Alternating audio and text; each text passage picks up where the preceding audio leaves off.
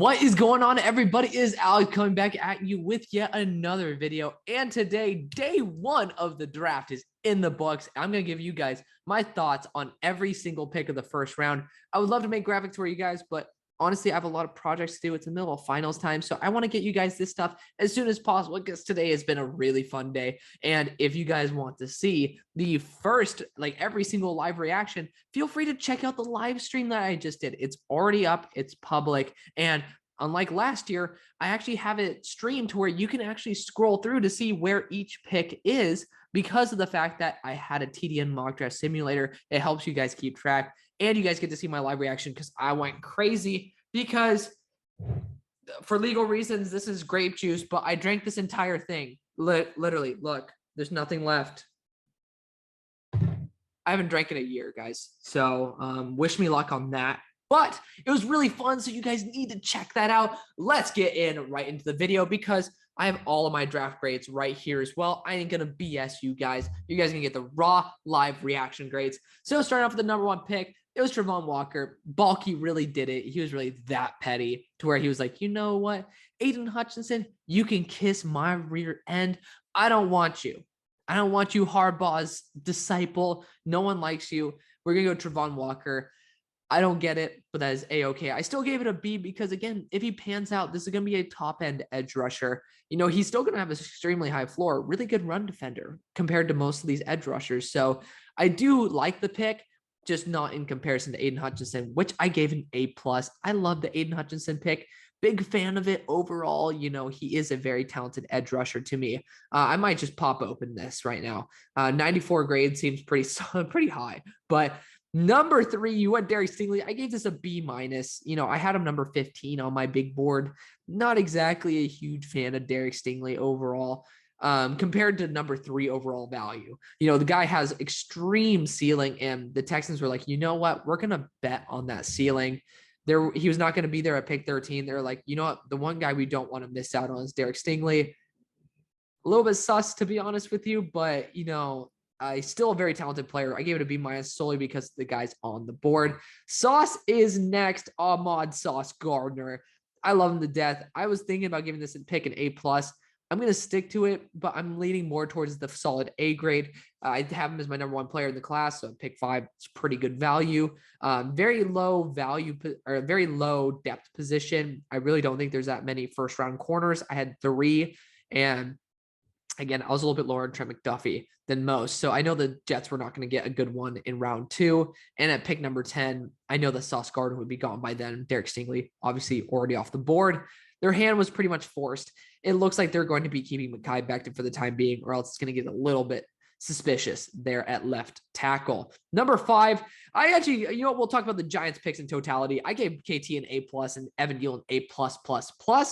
I guess these picks. So in my predicted mock, but Travon Walker, Aidan Hutchinson, missed out on this one, put Sauce Gardner, and then I put Evan Neal and KT. So whoop-de-doo. I think both these were amazing. I think KT was selected here because they knew whatever tackle they got at 7, they were happy with. And worst case scenario, the Eagles would have traded up to pick 6. So, you know, they're like, you know what, Panthers, you guys have the guy of your dreams, and we're going to be pretty happy with whatever is left over. Giants kicked ass this draft. Love that for them. Drake London at pick 8, predicted that as well. So pretty happy about that. My top 10 was pretty spot on compared to what it used to be. But love what the Drake London pick. Again, I think that's a little bit highly valued. I gave it an A-. I gave Icky an A+, by the way. I apologize. I skipped over that one.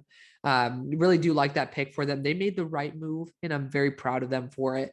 And I hope maybe they can use a next year second and maybe Robbie Anderson to move up into the second round this year. I don't know, but I really do hope that maybe they can get Malik Willis. We'll talk about that in a second, but Drake London, you're building for the future. He's going to get healthy. I really do love him. He was my number 12 or maybe number 11 player on my board.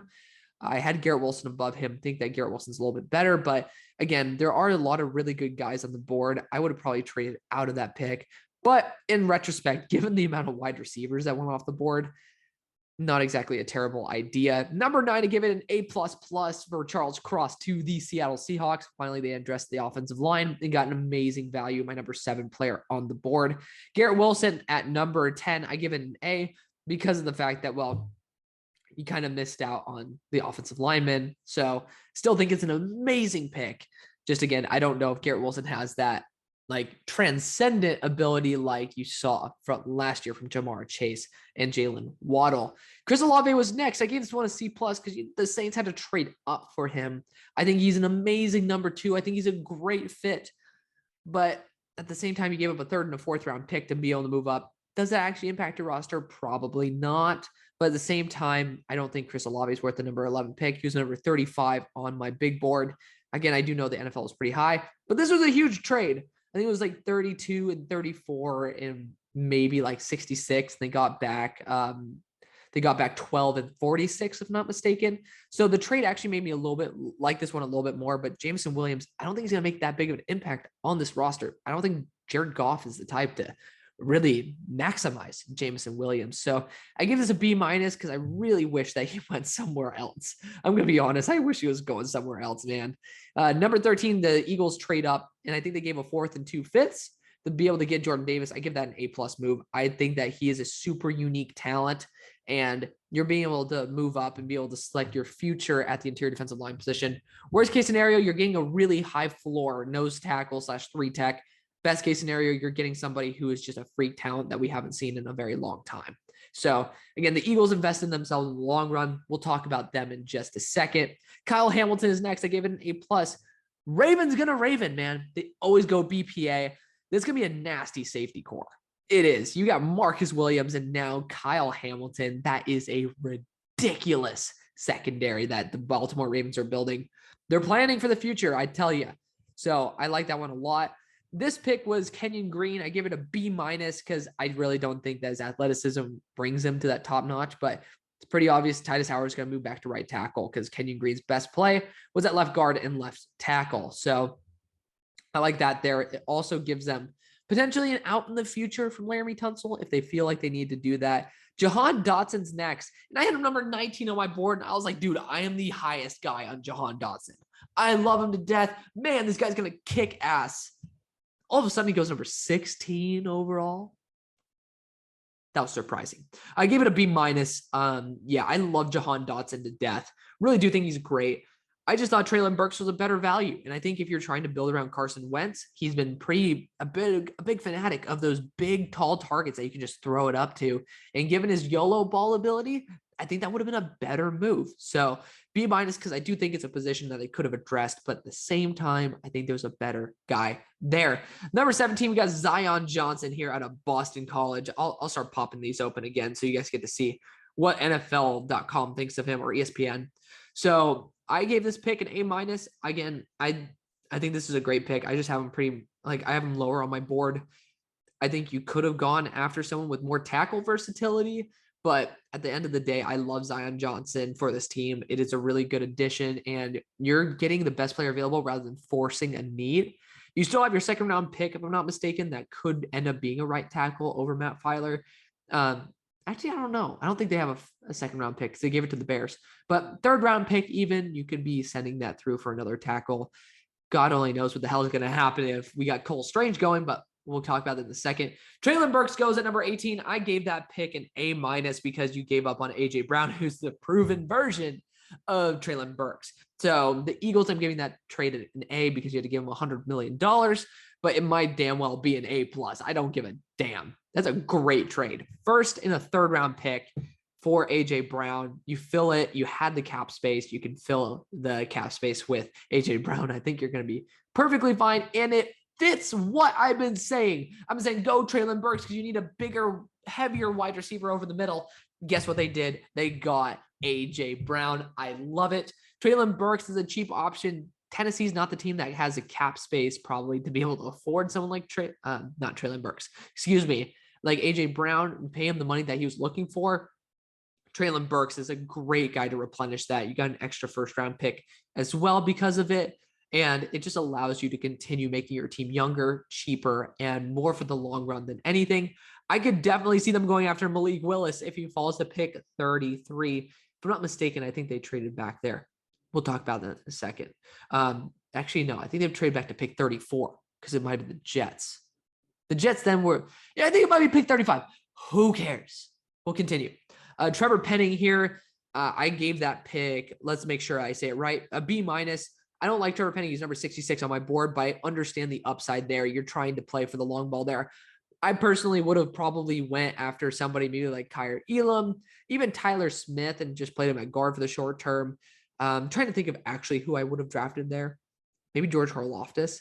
It's a weird position. I would have drafted Malik Willis, but I know that Malik didn't go in the first. So I would have drafted Malik Willis there. Unfortunate. They went after Trevor Penning because I would have traded for Mekhi Becton at that point. Whoop-de-doo. But yeah, I do love that pick because of the fact that, again, if you're not going to go after Mekhi, it's definitely worth it. And I'm going to balance out that number 66 on my big board ranking. Kenny Pickett's next. Y'all know I'm a Steelers fan. It hurts. You guys can see the live stream from my live reaction. I thought it was fake. Malik Willis fell to us. Let's go. Yes. Let's go. No.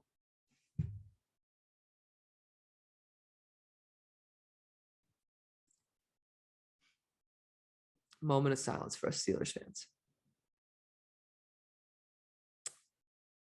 It was horrible. The people have been saying, oh, well, they love Pickett. They've been around him for all the time. We didn't even trade back for him, guys. Horrible.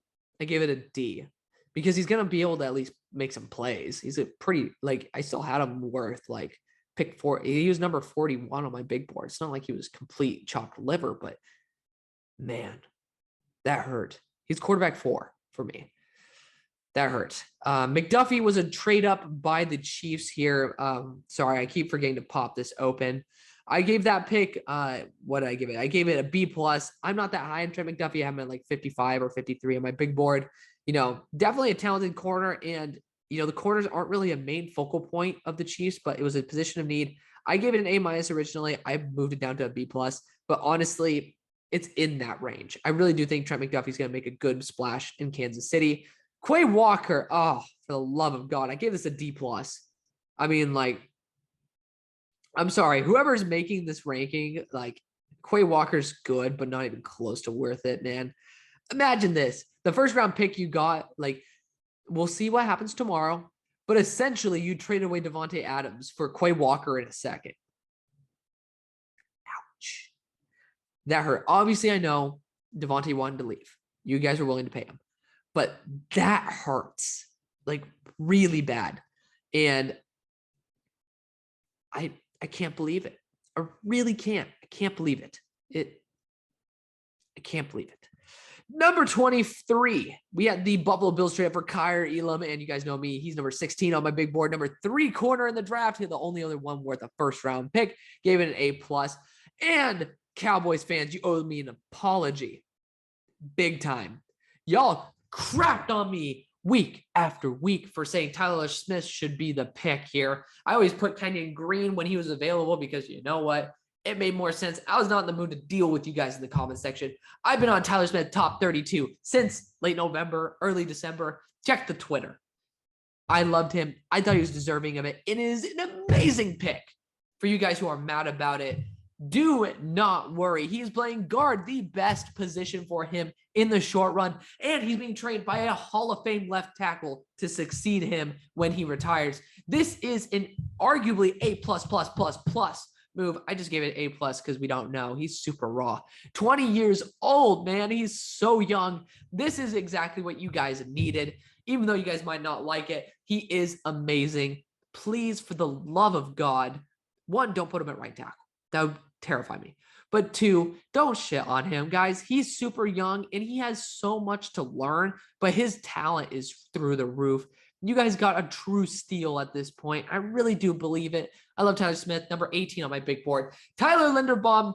So we'll talk about this. They didn't trade up with the Cardinals, but that's my bad for the Bills. They technically did trade up with the Ravens, but the Ravens traded a 3rd-round pick as well as Hollywood Brown to the Cardinals. I'll talk about that pick in general. I actually haven't given the trade. I haven't given the trade a grade, but that's A-okay. I think that the trade itself was probably worth, especially when you look at the outcome, Tyler Linderbaum, I'm giving it an A+ to the Ravens. I'm gonna give it like a B- to the Cards. Again, it's a first round wide receiver. Might need to get paid in the future. Oh, we got Broshmo calling. Hold up. Okay, so I gotta resize this until I pretty much just put the mute button on. But I think that, again, you got a first round wide receiver. Might need to get paid, but he does fill a pretty big vacancy, and you're kind of appeasing your crybaby quarterback. Hate to say it, but it's kind of true. Jermaine Johnson was next. The New York Jets traded up for him. I love that to death. I give that an A+ as well. We got 4 A+ in a row. I was a huge fan of it. Again, he's a day one impact edge rusher. He's going to be older, had 1 year of production. I was a little bit surprised when people were saying it was a top 10 lock. I never really believed it. It was really hard to believe, but again, this is a great fit for the Jets. I knew they loved Jermaine Johnson. Just hard to think that he actually fell this far. Number 27, the Jaguars traded up with the Buccaneers. I actually projected a trade up with the Buccaneers, but rather than Tyler Linderbaum, they got Devin Lloyd, which I still gave an A+ because it's a position of need with a guy who's going to be an amazing day one impact. He fills the hole. He's a great leader, great work ethic. That is exactly what you should be looking for on your roster. I love that move for the Jaguars. Then we got the Packers once again, giving Aaron Rodgers the bird. Say we're going to go Devontae Wyatt. Predicted that, if I'm not mistaken myself. Think that that's a great move for them. Honestly, I probably didn't. I think that pick 27 was Devontae Wyatt. Regardless, Devontae Wyatt for the team, I gave that a B-. You know, he's going to be a really good impact, but really you're not boosting your team's overall ability when George Karlaftis is on the board. So that kind of sucks.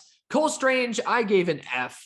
You know, I really want to give it a D- or something because I like Cole Strange, but he didn't even crack my top 100, man. I think that he was going to go in the end of the second, but dude, as a late first, I know Bill Belichick's great at developing offensive line talent. That means you don't have to take it in the first. I don't get it, guys. I don't. I think there's really good talent like Cam Jurgens. Worst case scenario, you take him in the second. I never, ever expected Cole Strange to be a first-round pick, and I'm really, really pissed off at the fact that he was. I don't think he deserves it. And the Patriots, they traded back. I thought that was a great move because I was like, you know what? You're going to get George Karlaftis. You're going to get maybe Nakobe Dean, Christian Harris, maybe. No. Bill's going to bill. Another FCS player. I really hate it for them. Karlaftis to the Kansas City Chiefs. That's an A+++++ because he's number 5 on my big board. I love George Karlaftis. Fits Spag perfectly. Just awesome. Love that for him. Daxton Hill, I gave that a B+ because again, you are upgrading. Honestly, you do need some help in that secondary as well. I don't really think it's at slot corner, so I guess you're going to be using him as a pure safety. But I think it's very solid value, and you know, I would rather went Travis Jones personally, but again, you're not going to get another shot as safety in the next round. I think that him as a true free safety is worth it. And then ending off, you got the Vikings. I give an A- for Lewis Cine because you know what? It's a great fit. I would have given an A, probably like a solid A, if it weren't for Malik Willis on the board. I think that would have been a better move for them overall.